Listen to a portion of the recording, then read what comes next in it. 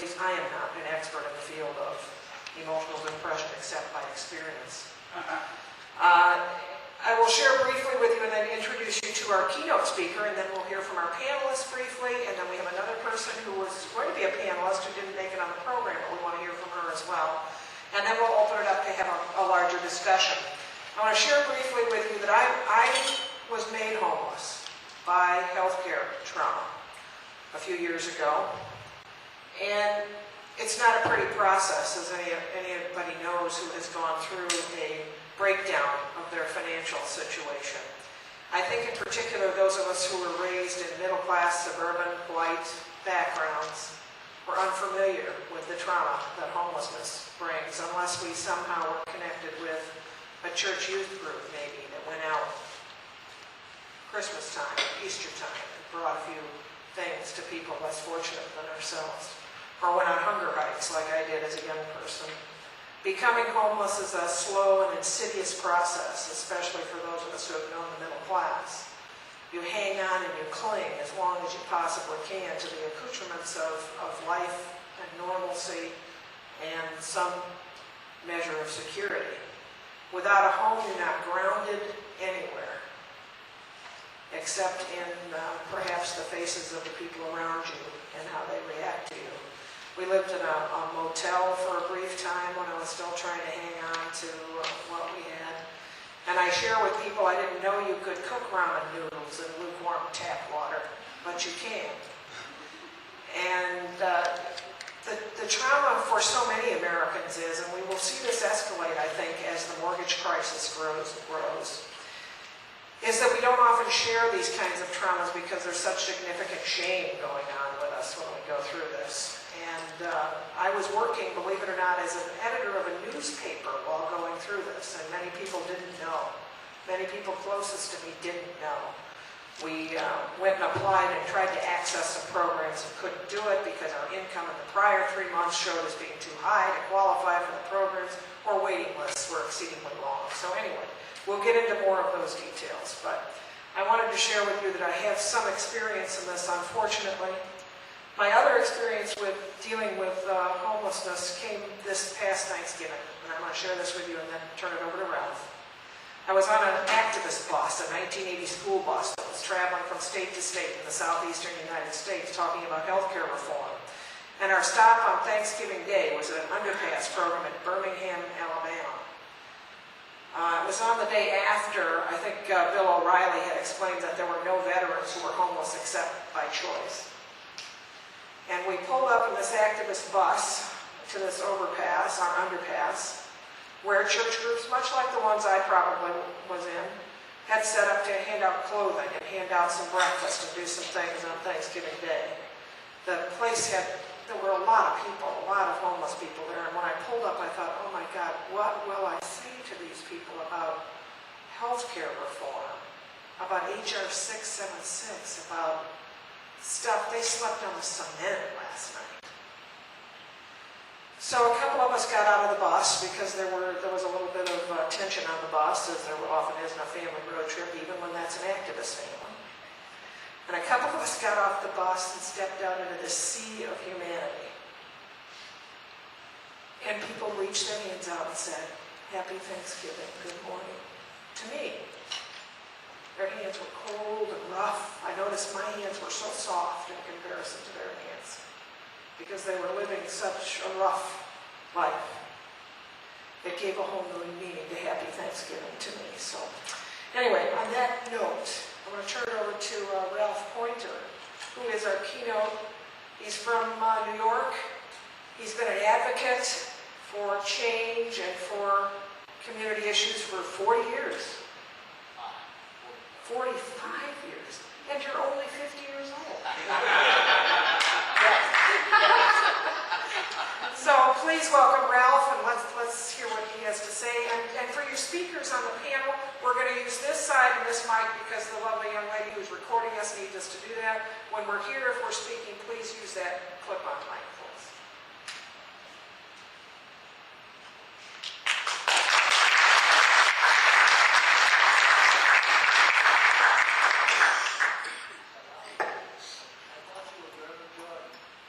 Oh!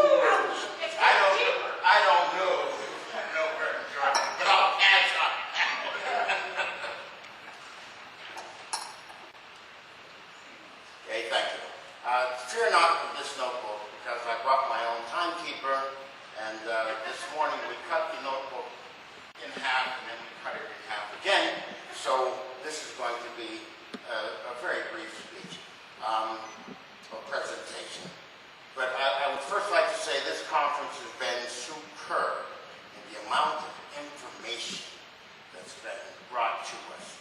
And it would seem that our job is to take that information and take it to the general public so that they too can be enlightened. But I've decided that what I'm going to do is bring my thoughts to you about what we can do right here and now as people who are about to go out and disseminate the information. I would like to change your mind about a few things. This morning when I got up, we're staying at the hotel. I had to go back and get a few things. The motel down the road, Best Western. And when I went back into the motel, the staff had taken over the hallway since we had left it. And I realized I'm at home. And I don't know how much you know about the genetics and the interworkings of slavery. But the people who were working in the motel were like my neighbors. I came from Western Pennsylvania, near Pittsburgh. And as I commented to Lynn, I said, gee, I met so many people that were just like the neighbors I had. Because many of those who had moved after slavery or in the 30s from Virginia and Maryland moved to the Pittsburgh area. And my family came from both Virginia and Maryland. So I'm at home here. And it reminded me of the reality that America as a country has never changed since its inception. Homelessness was a part of the building of America. Now, we can all agree, and I'm a contentious type of person, so I like to start where we can all agree. We can all agree that homelessness is bad. We can all agree that I don't want to be homeless, and you don't want to be homeless. But that's where the agreement ends. Now we get into disagreement. In the inception of this country, they decided that the Native Americans or Indians should be homeless and powerless. And they have continued that, and if you look at the denial of every treaty they ever made, means they intend to continue this homelessness. Then we move on to the Africans. They decided that we in Africa should be homeless. They took our homes and brought us here and continued us in a homelessness state with slavery. You don't have a home. As a matter of fact, my name, Pointer, comes from a plantation in Virginia. The Pointer plantation is still there. Spelled Poynter. And the plantation is a museum. And all 4 service stations are owned by the Pointers. The Exxon, the Citron, and the Citgo, all of the stations, the various stations, owned by the Pointers. And if you drive around the neighborhood, if you drive around the countryside, you see trailers on cinder blocks, not real nice trailers. I'm talking about the one that you put 5 or 6 cinder blocks on and set it on and put a pipe into the ground. And this is the plumbing. The same thing. The only difference, I said to Lynn, I said, well, I see a difference in the economic structure. I see some of the lowriders that some of the young people built, and I looked and talked to them. I said, I know where that money's coming from, and they're not picking cotton for it either. They're driving back and forth to New York and moving product. And it's an interesting dynamic when you look at it. But I digress. When we talk about homelessness, I want to impress upon you that the thing that we must change is our own perceptions, how we see things. And when we look at homelessness, we talk about, well, women and children. Those are numbers. Yes, there are women and children homeless. In New York City, women and children are the largest numbers of homeless. Second only, or Vietnam veterans, are second only to women and children in homelessness. This comes together. This is part of the pattern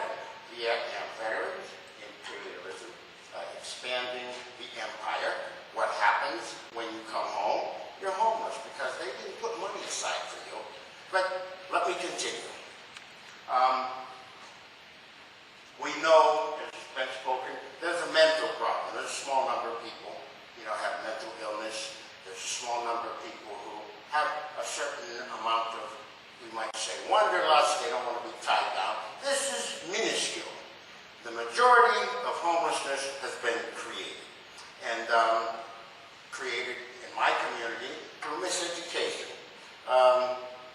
Socio-economic organization that people have nothing to do with, who do not understand it, they become homeless. For example, coming from Western Pennsylvania, I remember when they ended steel. There was a program in the United States, the steel producing capital of the world, and songs were sung by it. Suddenly, they weren't producing anything. People didn't understand that. That was a program. And as I heard an explanation many years later, I heard an economist say, oh, that was a minor economic adjustment. Yes, it was a minor economic adjustment for this empire that was moving on, and they were going to produce it cheaper in India. They could take a ship and drag it or run it aground in Taiwan and hire people to take it apart, and they could do it much cheaper than here. They could go to India and have people that didn't have a uniform to walk around the molten steel. They had sandals walking around the molten steel, but they could do it a lot cheaper in India than they could do it here. A minor economic adjustment that made a lot of people homeless.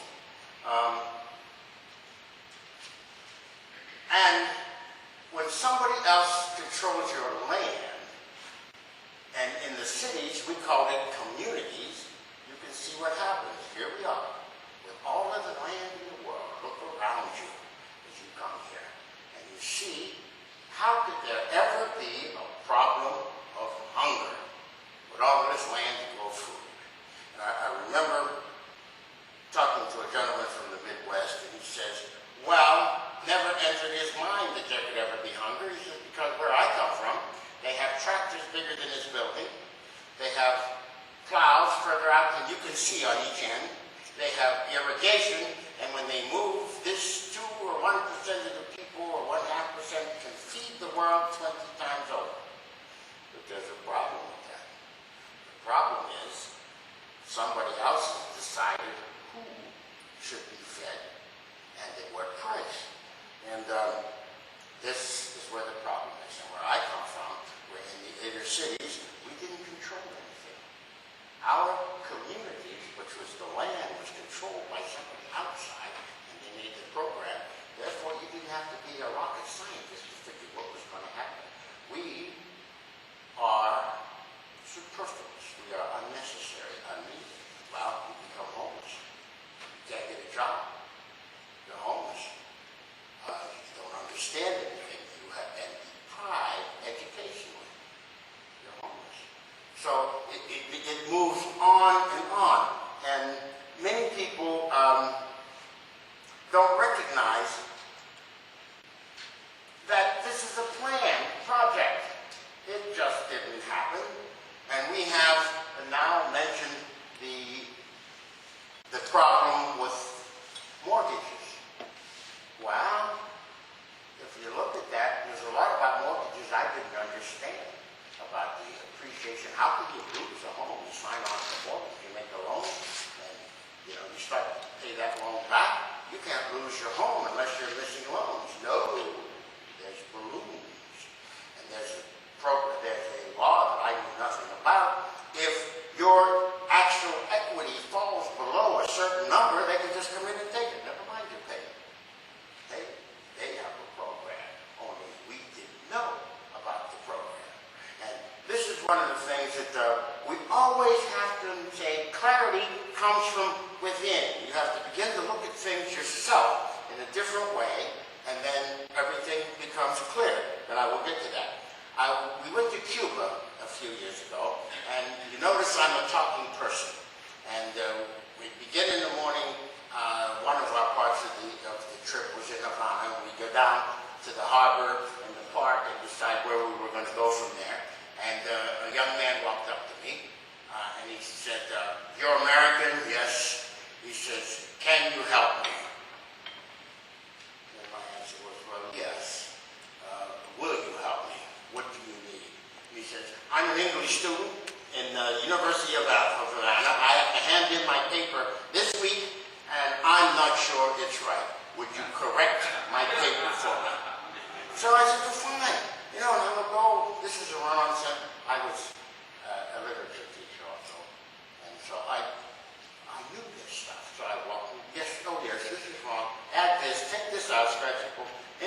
he says, can I help you? No, tell me where ABC is. I wanted to find the boxing museum, you know, in Atlanta. Chick Chocolate was one of my favorites. You may know that name. So he told me where to go, and we had that day. The next morning I come down, 5 or 6 students with their papers. Okay, I'll walk backward. Tell me where, you know, I need to go such and such a place. And so I says, I'll help you. And I'm walking backward correcting papers. The next day, there are about 30 students. So then they go into America. What's happening in America? One of the things I was very surprised about is they don't know what's happening in America.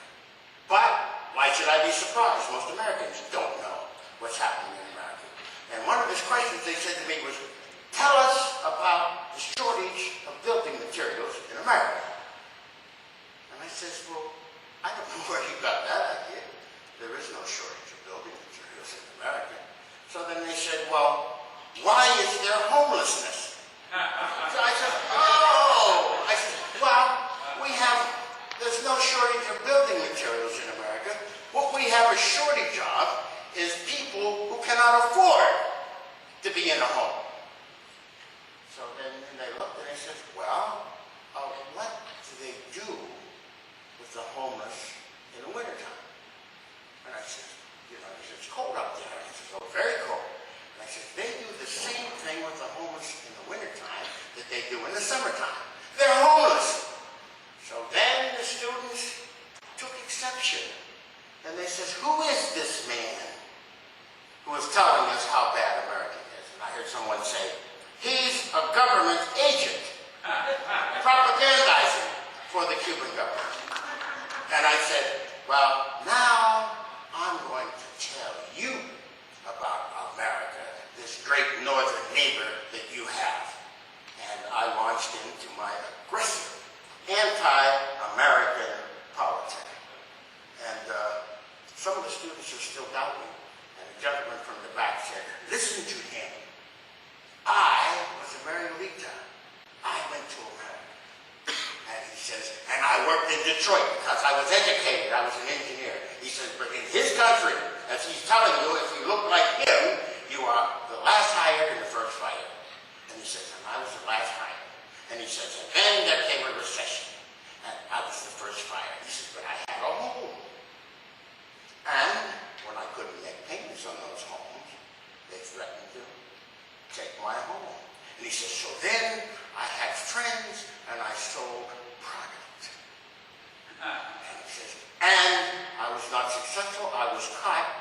I went to jail and they sent me, they wanted to deport me. But Fidel wouldn't take me back because I'm the criminal element. So he says, I snuck out and I snuck in and I'm not going to stand here and talk to you, but listen to that man. He's telling you about what America is, and he disappeared into the back of the crowd. And I said, plan homelessness. It is what we have in America. People don't understand that. They think, oh, it just happened. You know, it didn't. You are part of a program. And as Lynn would say to her clients, when they were in trouble in jail, they'd say, I'm unjustly put here, and she'd say, don't you understand? They knew exactly what they're doing. The day you were born, you were planned to be here in this prison. And when you're homeless, there was a plan there. A certain number of people have no economic power, and you're moved around at the behest of those who decide what is better for the wealthy in America. And understand something, the mortgage program, and I won't go into the financial entities of America, they are planning to have all of the money, or most of the money that comes here, to go up there, and the rest of us have to scramble for what's left over. This is the program. And the program goes through everything: economics,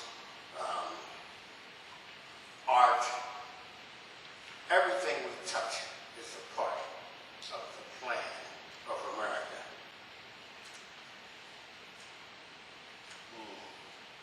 The problems with the, as I always say, what is the problem with land and homelessness? Well, the problem with Indian land is the Americans wanted it. They wanted the empire, and they wanted to create colonial. They colonized it. And what does that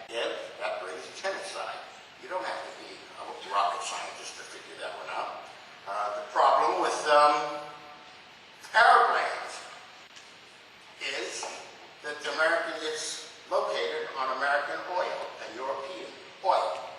So the Arabs have problems with their land, they become homeless. What's the problem with Palestinian land? Somebody else wants to settle it and colonize it, and it's colonialism, and then they become homeless.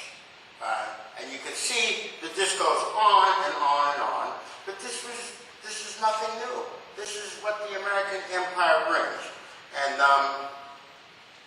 then it comes down to us. What are we going to do about this plan?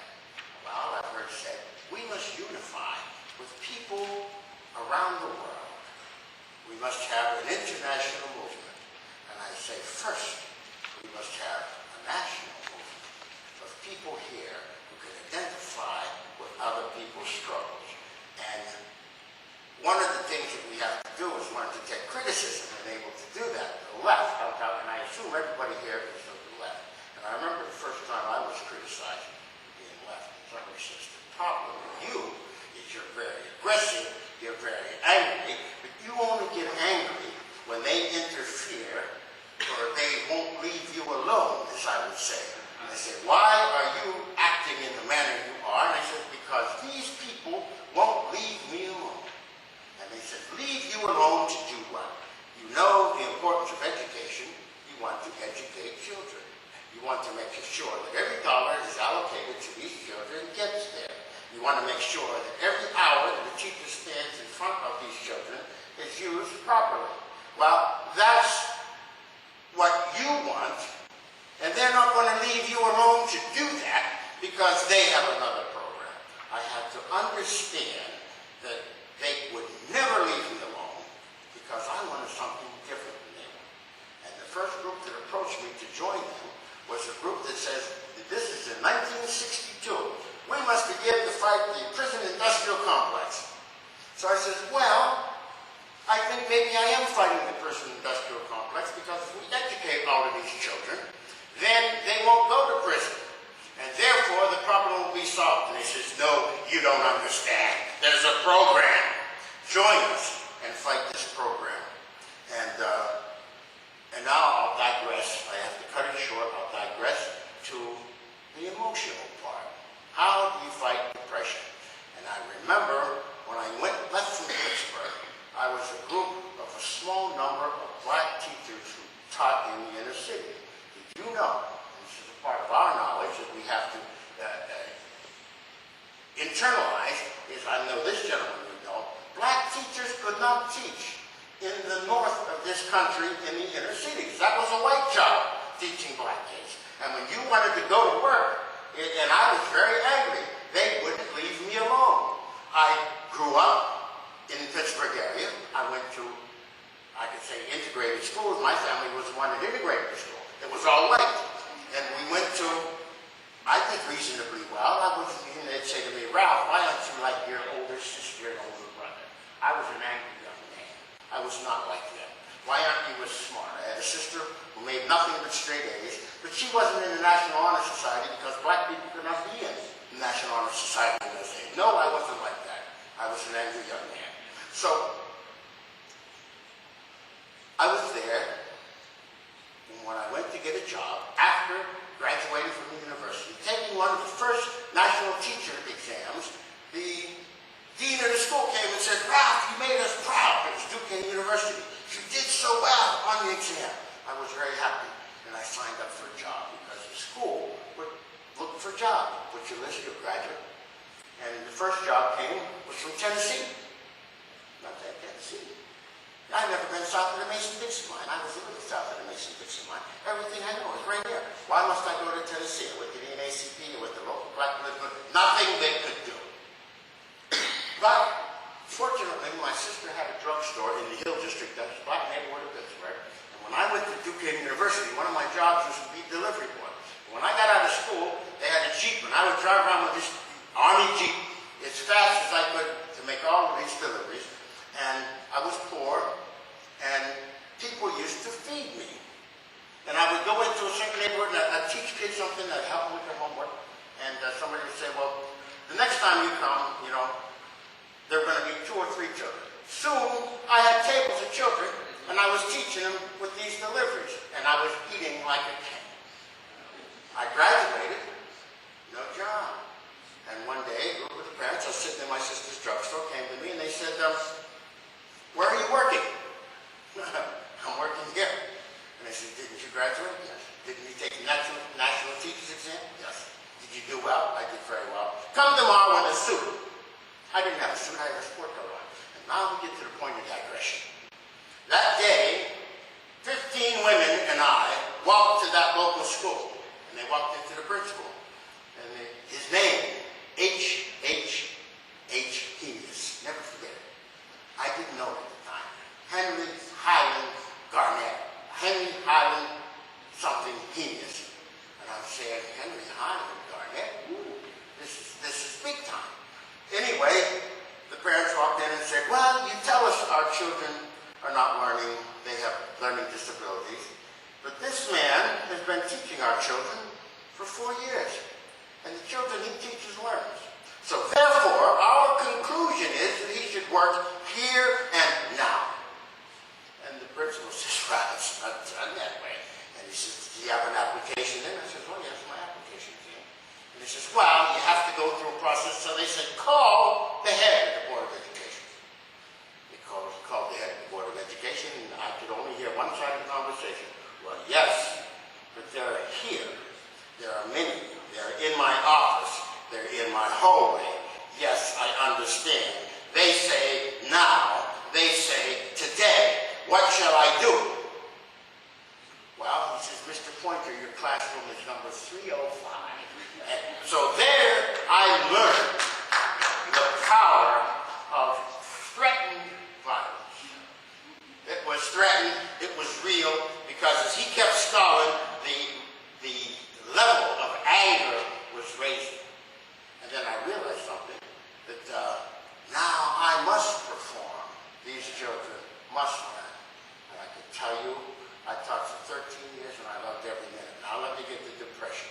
And as I moved on up the ladder, I got more degrees. I studied physics and chemistry at the University of Pittsburgh due to war, or to the Cold War, because people were worried. The Russians, Sputnik, what are we going to do? Time, I've told. I'll round this up. So I got my degrees and I went for a promotion. And the head of promotion, I won't tell you, the head of personnel said, promotion? You're very fortunate. You're only the 3rd licensed black teacher in the city. And you're talking promotion? Well, I was talking promotion. And I said yes. And he said no, not yet. And I said, well, I resign. They got my papers for me right away, signed. They got my pension, everything was done in about 5 minutes. Now, another reason why I left was because a few teachers, black teachers, taught from one black neighborhood where we live to the next black neighborhood where we taught. So we carpooled. And one morning, I spoke about religion. Was there God? And one of the teachers says, well, that's a funny subject. And I'm saying, hey, we're educators. We talk about anything. Is there God? Is there need for God? And then the driver, who's a good friend of mine, says, well, we don't talk that way in my car. So several reasons I left Pittsburgh. I said, where am I? People are saying, go slow, don't push it, we have time. And the head personnel saying, you're as high as you're going to get. So I left, and I didn't, and I got to New York, and I said, well, maybe I am a little aggressive, outspoken, radical. And I got to New York, and I went to a meeting. And I said, oh, I'm going to say just exactly what I think. And I spoke the way I knew about oppression and the way we must fight it and where we have to go with this. And when I finished, the woman got up and she says, sir, you didn't talk about. And I'm saying, wow, they want more. So I gave them more. And then another person got up and said, young man, you didn't tell us about, and they were exhorting me on. And as I found out later, some had been members of Garvey's organization, Marcus Garvey, that is, for those who don't know. Some had been with Paul Robeson in Poughkeepsie, and they loved the radicalism, the so-called radicalism, the truth that I brought. And then at that point, I realized I had been depressed in Pittsburgh because people were not progressive. And when I surrounded myself with progressive people in New York, I said, I'm home. And it continued. And how do we fight depression? We join with other people who are fighting. And when you join with other people who are fighting, depression goes. Let me round up. And I've heard a lot of talk here about nonviolence. Whatever. We have a monster on this planet. An immoral monster that is trampling over people and killing in every part of the globe. And as I had said a long time ago, 45 years ago, making a speech, I said, and when they can't take it from the rest of the world, they're going to take it from us. And in 1949, the world changed. When China took over, 5 European nations that controlled their economies, Mao Zedong took it all back. And I says, now where are they going to get the money from? Vietnam, they took it back. We're seeing it in South America. We're seeing it in Cuba. People are taking their economies back because they're going to steal from us more homelessness. Until we change the economic system. The economic system is the enemy. I don't think anybody would doubt that. And it is on us, from whichever position we take, whether it is green, whether ecology, housing, whatever position we take, we must fight this monster and we must do it together. But in order to do it together, as the Indians say, we all must learn to walk in another man's moccasin. And when somebody says, and I remember saying many a day, and I don't want to get myself into trouble here, I want to get out of slavery the same way I was put in. It was with a gun. That's me. So I remember talking to other militants and say, well, at a young age, I just wanted to fight. I didn't know who to fight. I was just angry and I wanted to fight. And what this militant philosophy has done for me has given me a place for my personality. We are all different. I have a personality. I see the injustice. I just can't walk away from it. I will not walk away from it. I will handle it in my own way. And as I say to other people, I don't expect you to handle it in the way I handle it, but when I handle it, I expect you to cheer. Because when you handle what you're doing, and the way you're doing it, I'm going to cheer. Because I understand we are all fighting this same monster.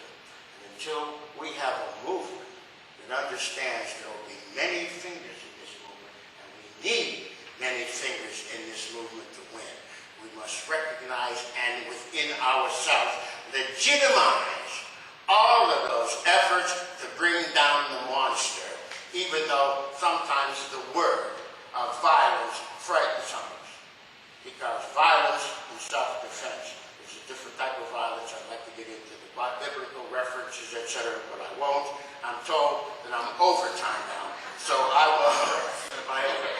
will stop there. This is a wonderful conference. Thanks for allowing me to be a part of it, and let's all open our eyes and do the old Indian thing, walk in another man's moccasins, and maybe we will all humans moccasins, and that will change our mind about a lot of things. Thank you.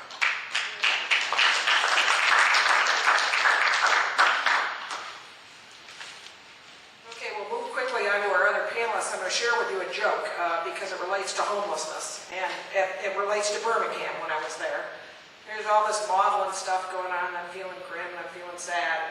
We went to another shelter, the firehouse shelter, where they were serving Thanksgiving dinner to tons of people who were homeless, many of whom are veterans, and I promise you, not by choice, not homeless by choice. Anyway, Liv Boykins from John Conyers' office got up to tell a joke, and I thought, Liv, they're not listening. They want turkey. They want to eat. They want to be warm. And people were chattering in the background. You could hear a little mumble, mumble, mumble, mumble. So Liv told this joke. There's a photographer, a Pulitzer Prize-winning photographer, who had a chance to go cover the storm of the century in Katrina. And so she goes to New Orleans, and she sees off in the distance a head bobbing up and down in the water. And as the head grows closer, she notices it's George W. Bush. Now, all the homeless people were still chattering. I thought, Liv, they're not even listening to this joke. Why are you telling them this joke? But she went on and she said, so the photographer had a choice to make. You know, do I save this person or do I take the another Pulitzer Prize winning photo? And out of this din of mumbling and whispering came this burst of, "Let him drown!" And what the message was for me, and this relates to what you said, Ralph, was the eye-opening thing for me was we often, I think many of us, look at the homeless and look at people who are in a bad way, and we separate ourselves mentally and emotionally and physically, and we don't even know we're doing it, thinking those people don't feel and hear and think the same way we do. And they do. Anyway, that's my offering on that subject. I want to introduce to you, there's a journalist here, another journalist, a fellow journalist who makes independent films, who blogs, is a media critic. He's written lots of things, and he's pretty dynamic, and he's anxious to talk to us, and I'm anxious to hear from him. His name is Danny Shetler. He's going to speak with you now. And Danny, you have your choice. You can either come up here and grab the mic here, or you can take the one that's... No, come up. I need to stand.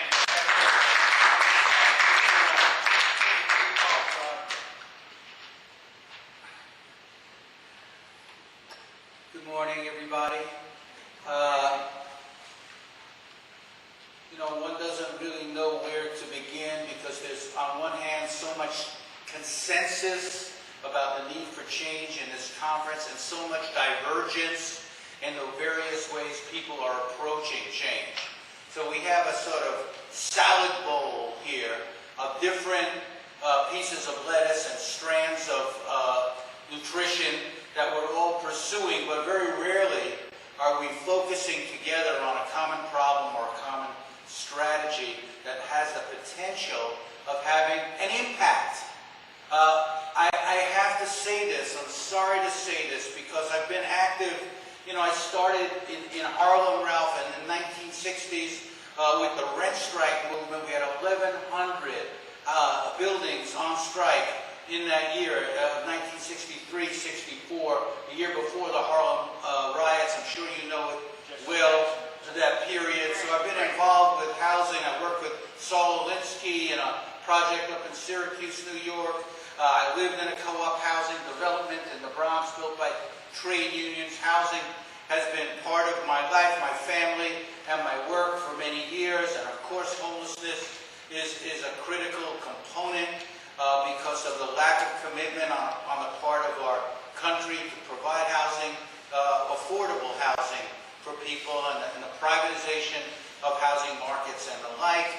And we've all associated homelessness with the poor and the extreme poor, often people who have been thrown out of mental hospitals or thrown out of other institutions, who are living on the streets, who are desperately trying to survive, often begging money, and in the process alienating other people who are trying to get about their very busy and harassed and hassled lives. Often this leads to what we call a compassion deficit, because we see people and we walk by them. We see suffering and we don't respond to it.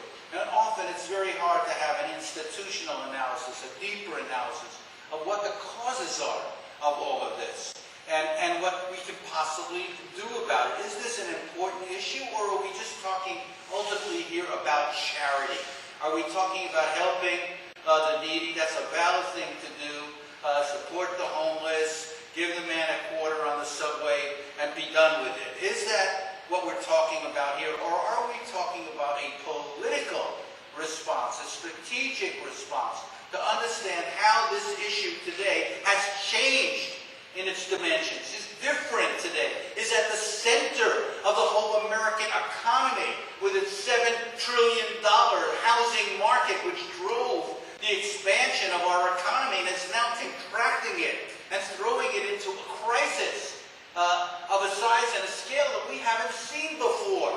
Are we on the left so wedded to our beliefs and our causes and our slogans, and our way of a worldview, that we feel that we have to, in order to speak, assure everyone else that we understand the dangers, of empire, the oppression of people, the horror of war, the oppression of minorities, and everything, go through this litany of all these lists of horrors in our midst, and then never get to the defining point of what's new here, what what gives us an opportunity as people who are conscious and concerned and caring? What gives us the possibility now of actually intervening in a situation that we've been watching from a distance, frozen out of the media, frozen out of political parties, often marginalized, sometimes self-marginalized? What can we do in this current situation? Part one, it seems to me, is to see how it's changing and what has actually happened today. Because 3.5 million American families, people who were secure in their homes, who bought into the ownership society mantra of the Bush administration, who had mortgages and who lived in the suburbs and lived had the American dream, are now facing the American reality that they are losing their homes, and they're losing their homes because of one of the biggest Ponzi scams and schemes in our history. I grew up at a time, I don't know how many of you know the name Willie Sutton. Anybody? Willie Sutton. What was he famous for? He was asked, "Why do you rob banks, Mr. Sutton?" He said, "That's where the money is." Well, we're living in an era today where the banks are robbing us. And the banks are consolidating their power. And then there's a process of financialization in which finance capital is the driving force. And nobody's talking about it. Nobody on the left wants to know about it. We're too busy holding on to our certainties, I fear. I could be wrong. I don't want to claim to have the truth, that no one else has and be above anybody else. I'm not. But I began this investigation into the nature of debt in our society. And I began looking into this. Why? Because all of a sudden I'm wondering, what happened to my savings account? Where did it go? I had all this money, and then suddenly I had no money, and I'm paying all these bills, and they just keep coming. And I'm finding myself, I have, quote, a good job, or trying to have a good job as an independent media maker. I would say, it's about thrival, it's more about survival. But nevertheless, doing better than a lot of people, so to speak. I came out of the networks. I was a hero of downward mobility. A network refugee. I was trying to do the right thing. And suddenly, I was in the squeeze. And then I looked around and began to investigate. God knows. I didn't realize the extent of it. That our national savings rate is at the lowest point, below zero, well below zero, since the Depression, that every family in America is trying to figure out, how to pay their bills. That in the last winter, in many homes, in many communities across America, there was a debate, do we heat or do we eat? As jobs are outsourced, as neighborhoods are eroded, and as homes begin to get foreclosed. In the city of Detroit, in the Detroit News, about 2 months ago, the Sunday paper, I don't know if it's the Free Press or the News on Sunday, I forget, but there's a special section, 138 pages of foreclosure notices in the city of Detroit. And what was the city of Detroit? It was the engine of American capitalism. It's where black workers had established neighborhoods, where they were doing really good. There was a black middle class that emerged. Those houses now have what they call the brown lawn problem. That is to say, there's nobody to water the lawn because nobody lives in the house anymore because squatters have moved in, or crack houses have replaced real houses, and stable neighborhoods have been eroded. And so when that happens, the tax base goes down, the schools get closed, the police can't get paid, the fire companies consolidate. Life gets much harder. And if you go to Detroit today, you will see a situation on the east side of Detroit that looks very much like Berlin after the war. Burned out, blown out, no construction going on. Talk about depression. The depression is there. We're still debating, are we going to have a recession? Everybody on Wall Street knows we're in a deep recession, and that a depression is not uncertain. George Soros says, we have a recession and other things that could be worse without spelling them out, because nobody wants to frighten anybody about where the trends are going and what's happening. And what I'm suggesting to you here is that if we want to, in some way, unite people find a common cause that people can rally around, that's about economic justice, that's about social change, that's about fundamental transformation, not just cosmetic reform. We have to look at what's at the center of our economy, what's happening to working people, what's happening, to the working poor, and how working people are becoming the working poor. And what are we going to do in our response to this? And one place to start, it seems to me, is with this question of debt, this question of the strangulation of people's economic hopes and livelihoods. And unless we're willing to analyze that and discuss it, I think that we become increasingly irrelevant. We're right, we're righteous, we have God on our side, we have history, in our corner. We can quote the great prophets of change, but we're not able to impact on the election, on any political movements in this country, unfortunately. So what can we do? And so far, nobody seems to be moving into this area of connecting homelessness to debt, to subprime lending, to the crimes of Wall Street and the crimes of our banks, and to the student loans on campuses like this, where you go to a campus and you ask everybody, who here has a lot of debt? And nobody puts up their hand. Then you ask them, who here knows somebody who's in a lot of debt? Everybody puts up their hand. Of course, they're talking about themselves. And then it starts. I'm $10,000 in debt. The next kid gets up and says, that's nothing. I'm $25,000 in debt. The next kid gets up, I'm $40,000 in debt. What's going to happen to these kids? Are they going to go out into the streets and have the experience that many of us had in the 60s of joining movements and getting involved? They can't afford it. They have to get the first job they can to start paying back. They have become serfs in this debt-driven economy of ours. So I started out, I made a movie, In Debt We Trust. The reaction in our great press, isn't this a bit alarmist? Isn't this a little exaggerated? Don't you think you're overstating things? I mean, look, the economy is doing great. Didn't you see the market just hit 13,000 or whatever, the Dow?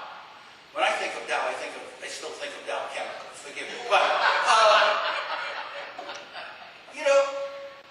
and I'm saying, this is like, there's a law. There's the law, the iron law. Have you ever heard of it? They said, what's that law? The law of gravity. What goes up comes down. And in this case, our economy went up and the bubble has now begun to burst. And that's leading to other bubbles to burst. And so when we talk about depression, it's not talking about the 1930s anymore. It's talking about what's around the corner in our culture, in our society. And we're not prepared for it. We don't even understand it. It's too complicated. When I worked in television at ABC News, we had a term. You probably never heard of it. It's called MIGO. MIGO. What does that mean? My eyes glaze over. It's too complicated. How can I understand these facts? How can I connect the dots? It's too much to handle. And that's before Building 7 came along, which gave everybody something to debate, well into the night, why floor 6 came down instead of floor 5. What I'm saying to you now is that this issue, this debt issue, this credit crisis, this homelessness problem, which is now turning the suburbs into centers of homelessness, compounded by the price of gas, and the people who could only find decent housing by moving out of town now have to move back, displacing the people who are there who have moved in because they can't afford to commute anymore. And so this is what's happening in the lives of ordinary people across America. White people and black people and Latino people and young people and old people. Nobody's really talking about it. The political candidates give you a list of 20 or 30 ideas. They may be right on all of them, but they somehow are not connecting emotionally. When Hillary Clinton talks about the working class, only thinks of the white working class, by the way. In Rust Belt states, she's speaking to a frustration and an alienation that's there, but not to the anger that's there with many of the policies that were supported by her own administration. So we have to broaden the political debate. We have to deepen the political debate. We have to introduce issues that are not being introduced. introduced instead of just clinging to our issues. You know what I mean? Yes, I agree. The Contra War in Nicaragua was horrible. I agree with that. Absolutely.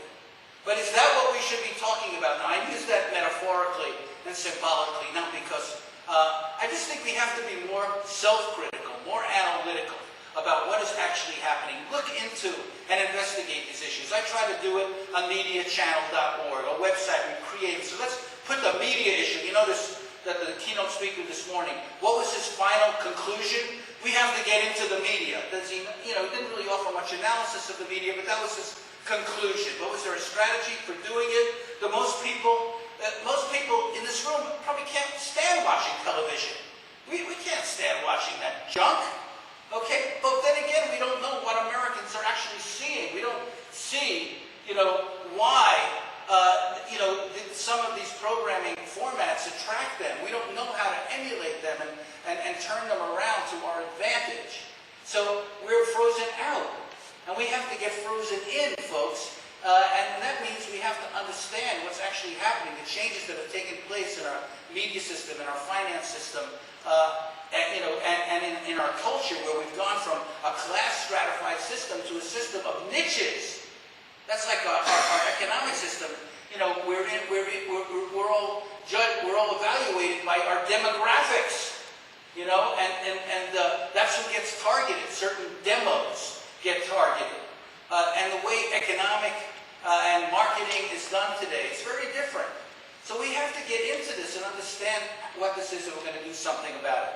Just to tell you, so mediachannel.org, we're going to create a site for all the groups that are dealing with media. So you can have sort of one-stop shopping and cross-promote all the different organizations that are working in this area.